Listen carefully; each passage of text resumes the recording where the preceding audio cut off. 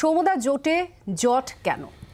দেখুন, আমি প্রথমে একটা কথা বলি যে আমরা কখনোই লুকিয়ে চুরিয়ে কোনো কথা বলি না। আমরা পরিষ্কার একটা কথা বলেছি যে পশ্চিমবাংলায় গত 11 বছরে যে দুর্নীতি, খুন, লুটপাট হয়েছে তার বিরুদ্ধে বিরোধী দল হিসেবে আমাদের কিছু রাজনৈতিক কর্তব্য আছে, আমরা সেটাকে পালন করেছি।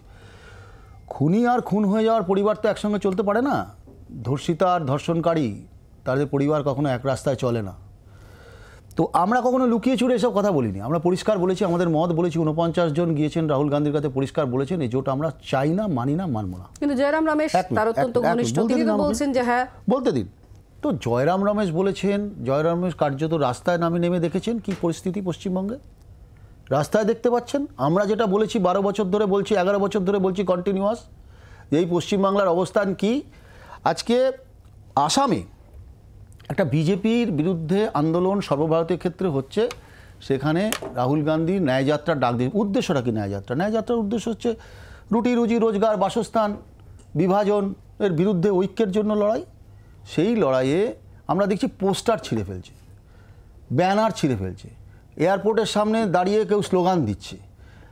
আমি বিজেপি করছে, আমাদের অসুবিধা নেই, ঘোষিত বিরোধী।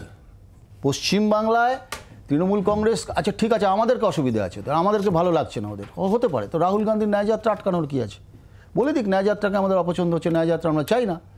আমরা আজকে তো পশ্চিমবঙ্গ প্রদেশ কংগ্রেসের সভাপতি বলেছেন, দরকার হলে বলুন আমি সরে আসছি ওই ন্যায়যাত্রা থেকে। আপনারা রাহুল গান্ধী কোথায় খাবে সেই জায়গাটুকু দিতে আপনাদের এত সংকীর্ণতা কেন? একটা স্টেডিয়ামের মধ্যে সেটা সভা করবে, সেটাকে বুক করবে। এত অভিযোগের পরেও তো জয়রাম রমেশের মতো জয়রাম রমেশ যেটা বলেছেন ইতিবাচক দিকটাই তুলে ধরছেন। আমি একটা পরিষ্কার কথা বলি, জয়রাম রমেশের কথাটা আপনারা ধরছেন। মাননীয় মুখ্যমন্ত্রী মমতা বন্দ্যোপাধ্যায় ন্যায়যাত্রার আগে বলেছেন 42 লড়বো, সেটা তো ধরছেন না। আজকে আপনারা পশ্চিমবঙ্গে করেননি বলে তো বারবার অভিযোগ হচ্ছে। না, একেবারেই নয়। আমরা প্রতিনিয়ত একটা কথা বলছি, পশ্চিমবঙ্গে যারা আমরা গ্রাসরুট লেভেলে কংগ্রেসটা করছি, পশ্চিমবঙ্গে যে অবস্থান, আমাদের অবস্থান নিয়ে আমরা কখনো ডোল ড্রাম সিচুয়েশনে ছিলাম না, আগামী দিনও থাকবো না, আমরা পরিষ্কার জানিয়েছি। হাইকমান্ডকে জানানো, আবার শুনুন, হাইকমান্ড তাই যদি হয়, ইন্ডিয়া ব্লক মানে কি হলো, জোট হয়ে গেছে। আচ্ছা কোথায় বলেছে বলুন তো? কংগ্রেসের কোন নেতা বলেছেন?